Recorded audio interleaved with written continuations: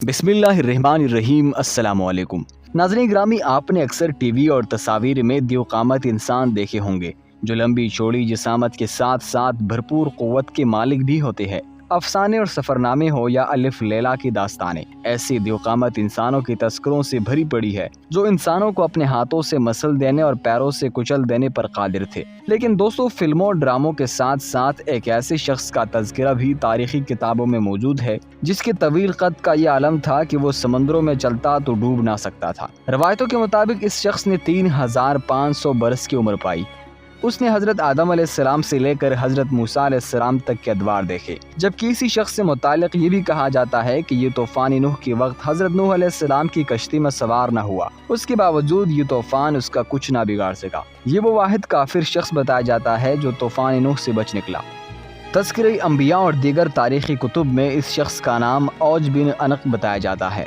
اس کی ماں کا نام صفورہ تھا جو حضرت آدم علیہ السلام کی بیٹی تھی۔ اوج بن عنق کے بارے میں مشہور ہے کہ وہ سمندر کی تہ میں ہاتھ ڈال کر مچھلی پکڑ لاتا اور اپنی لمبائی کے سبب اسے سورج کے تپش سے بھون کر کھاتا تھا۔ یہ طویل و دراز قامت شخص انتہائی سرکش، کافر اور جابر تھا، جبکہ یہ بھی کہا جاتا ہے کہ اس کی پیدائش زنا کے نتیجے میں ہوئی۔ اوج بن عنق کا قصہ کچھ یوں بیان کیا جاتا ہے کہ جب حضرت موسیٰ علیہ السلام قوم بنی اسرائیل کو فرعون کی قید سے بحفاظت نکال لائے تو اللہ تعالیٰ نے بنی اسرائیل سے فرمایا کہ جہاد کرو اور عمالقہ نامی قوم سے ملک شام چھین لو، پھر ہمیشہ کے لیے وہ ملک تمہارا ہوگا۔ حضرت موسیٰ علیہ السلام نے 12 اشخاص کو بنی اسرائیل کے 12 قبیلوں کے سردار مقرر کیے۔ آپ نے ان 12 سرداروں کو ملک شام کے حالات کی خبر لانے کے لیے اس ملک میں بھیجا۔ یہاں ان سرداروں کا سامنا اوج بن عنق نامی اس دیوقامت انسان سے ہوا۔ اوج بن عنق نے ان سرداروں کی حقیقت جاننے کے بعد ان سب کو پکڑ لیا اور انہیں دکھانے کے لیے اپنی بیوی کے پاس لے آیا۔ اوج نے اپنی بیوی سے کہا کہ دیکھو، یہ سب میرے ساتھ لڑنے کو آئے ہیں۔ یہ کہہ کر انہیں زمین پر رکھ کر اس نے چاہا کہ انہیں چونٹی کی طرح پیر سے مسل دے، لیکن اس کی بیوی نے ان سب سرداروں کی جان بخشی کروائی۔ یہ تمام سردار اس قوم کی کثرت اور قوت دیکھ کر بہت زیادہ ڈر گئے۔ انہوں نے اپنے قوم میں واپس آ کر حضرت موسیٰ علیہ السلام سے وہاں کا حال بیان کیا اور یہ بھی بتایا کہ وہاں کے پھل بہت بڑے بڑے ہیں۔ انار کا صرف ایک دانہ ایک آدمی کا پیٹ بھرنے کے لیے کافی ہے۔ اس پر حضرت موسیٰ علیہ السلام نے ان تمام سرداروں سے کہا کہ تم قوم کے پاس ملک شام کی خوبیاں بیان کرنا اور دشمن کے طاقت و قوت کو بیان نہ کرنا۔ لیکن پیغمبر خدا کے اس حکم پر صرف 2 افراد یعنی یوشع بن نون اور کالود بن قتادہ ہی قائم رہ سکے۔ باقی تمام سرداروں نے ملک شام میں بسنے والے افراد کی طاقت و قوت کا حال قوم بنی اسرائیل کو سنا دیا، جس پر بنی اسرائیل نے چاہا کہ وہ جہاد میں نہ جائے۔ حضرت موسیٰ علیہ السلام نے انہیں سمجھایا کہ اے لوگو، تم مت گھبراؤ کہ میرے ساتھ اللہ تعالیٰ نے وعدہ نصرت فرمایا ہے کہ میں تمہیں ان کافروں پر فتح دوں گا۔ دوسری طرف بنی اسرائیل نے حضرت موسیٰ علیہ السلام سے کہا، اے موسیٰ، وہاں بے شک ایک زبردست قوم ہے، ہم وہاں ہرگز نہیں جائیں گے یہاں تک کہ وہ وہاں سے نکل جائے۔ یوشع بن نون اور کالود بن قتادہ نے بھی اپنے قوم کو ترغیب دی کہ وہ اللہ پر یقین رکھے اور حملہ کرے۔ اس پر وہ کہنے لگے کہ اے موسیٰ، تو اور تیرا رب دونوں جا کر ان سے لڑو، ہم تو یہی بیٹھے رہیں گے۔ بس اللہ تعالیٰ نے قوم بنی اسرائیل کی اس نافرمانی کے سبب 40 سال تک ملک شام کی سرزمین ان پر حرام کر دی اور یہ قوم جنگلوں میں پھرتی رہی۔ روایتوں کے مطابق اپنی قوم کے نافرمانی کے بعد حضرت موسیٰ علیہ السلام خود ہی اوج بن عنق کے خاتمے کے لیے روانہ ہوئے۔ جب اوج بن عنق نے انہیں دیکھا تو چاہا کہ چونٹی کی طرح پیروں سے مسل دے اور کہا کہ تو ہے قوم بنی اسرائیل کا وہ سردار جس نے فرعون کو دریائے نیل میں ڈبو دیا ہے۔ پھر اس نے حضرت موسیٰ علیہ السلام پر حملہ کیا۔ حضرت موسیٰ علیہ السلام نے بھی جوابی حملہ کیا اور 10 گز اوپر اچھل کر اس نے اپنے ٹخنوں پر عصا مارا۔ یہ ضرب ایسی کاری تھی کہ اوج بن عنق نامی یہ پہاڑ جیسا شخص وہیں گر کر مر گیا اور اس کی ہڈیاں مدتوں اس میدان میں پڑی رہی۔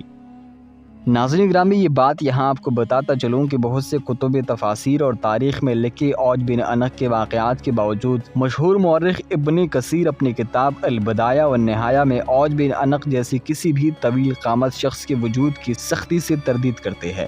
ابن کثیر کا کہنا ہے کہ طوفان نوح کے بعد اللہ تعالیٰ نے کافروں میں سے کوئی چلتا پھرتا شخص زندہ نہیں چھوڑا۔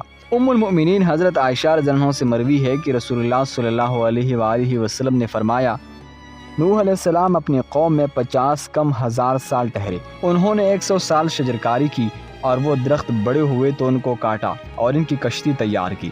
لوگ اس کے پاس سے گزرتے اور مذاق کرتے اور کہتے کہ تو خشکی میں کشتی بنا رہا ہے، وہ کیسے چلے گی؟ تو نوح علیہ السلام فرماتے تھے کہ تمہیں جلد معلوم ہو جائے گا۔ جب نوح علیہ السلام کشتی بنا کر فارغ ہوئے تو زمین سے پانی ابلا اور گلیوں میں پھیلا، تو ایک بچے کی ماں بچے پر ڈری، اسے اپنے بچے سے بہت زیادہ محبت، وہ اس کو لے کر پہاڑ کی طرف نکلی اور ایک تہائی بلندی تک پہنچی۔ جب پانی وہاں تک پہنچ گیا، وہ بچے کو لے کر پہاڑ کی چوٹی پر چلی گئی۔ جب پانی اس کے گردن تک پہنچا تو اس نے بچے کو دونوں ہاتھوں کے ساتھ اوپر اٹھا لیا، پھر وہ دونوں ڈبو دیے گئے۔ اگر اللہ قوم نوح میں سے کسی پر رحم کرتا تو بچے کی ماں پر رحم فرماتا۔ جبکہ اوج کے بارے میں کہا جاتا ہے کہ وہ انتہا درجے کا کافر، سرکش اور نافرمان تھا۔ وہ نوح علیہ السلام کو کشتی میں سوار دیکھ کر کہتا، یہ تیرا تھال کیا حیثیت رکھتا ہے، اور ان سے مذاق کرتا۔ حافظ ابن کثیر کے مطابق اوج بن عنق نامی شخص کی کہانی جھوٹی اور من گھڑت ہے، جس کی تردید بخاری اور مسلم کے اس حدیث سے ہوتی ہے۔ نبی کریم صلی اللہ علیہ وآلہ وسلم نے فرمایا، اللہ تعالیٰ نے حضرت آدم علیہ السلام کو جب پیدا کیا تو ان کا قد 60 ہاتھ تھا، اور اب تک انسانوں کے قد میں مسلسل لگاتار کمی آ رہی ہے۔ اس حدیث کا تقاضا یہ ہے کہ حضرت آدم علیہ السلام کی اولاد میں آدم علیہ السلام سے زیادہ لمبے قد کا شخص کوئی پیدا ہی نہیں ہوا۔ بحیثیت مسلمان ہمارا ایمان حدیث نبوی صلی اللہ علیہ وآلہ وسلم پر ہے، نہ کہ یہود و نصارہ کی کتابوں میں بیان کردہ جھوٹے قصوں پر۔ جبکہ موجودہ دور میں سائنسی تحقیقات سے بھی اس بات کی تردید ہو جاتی ہے کہ کوئی شخص فضا میں ہاتھ بلند کرے اور مچھلی بھون لے، جبکہ ہم جیسے جیسے زمین سے اوپر جاتے ہیں سردی میں اضافہ ہوتا ہے، اسی لیے پہاڑوں پر ٹھنڈک ہوتی ہے۔ اوج بن عنق کا افسانہ تخلیق کرنے والا جھوٹا شخص چونکہ اس حقیقت سے ناشنا تھا، اس لیے وہ اوج بن عنق کے قد کی لمبائی میں مبالغہ آمیزی کرتے ہوئے کہتا ہے کہ وہ ہاتھ اونچا کر کے سورج کی گرمی سے مچھلی بھون لیا کرتا تھا۔ حالانکہ اگر فرض کیا جائے کہ اس کا قد بہت لمبا تھا تو مچھلی اوپر کرنے سے بھوننے کے بجائے منجمد ہو جاتی۔ بے شک اللہ تعالیٰ کی دی ہوئی نعمت یعنی دماغ سوچنے اور سمجھنے کی صلاحیت رکھتا ہے۔ اگر ویڈیو اچھی لگی تو ویڈیو کو زیادہ سے زیادہ شیئر کر دے اور چینل کو سبسکرائب کر کے ساتھ موجود بیل آئیکن کو بھی پریس کر دے۔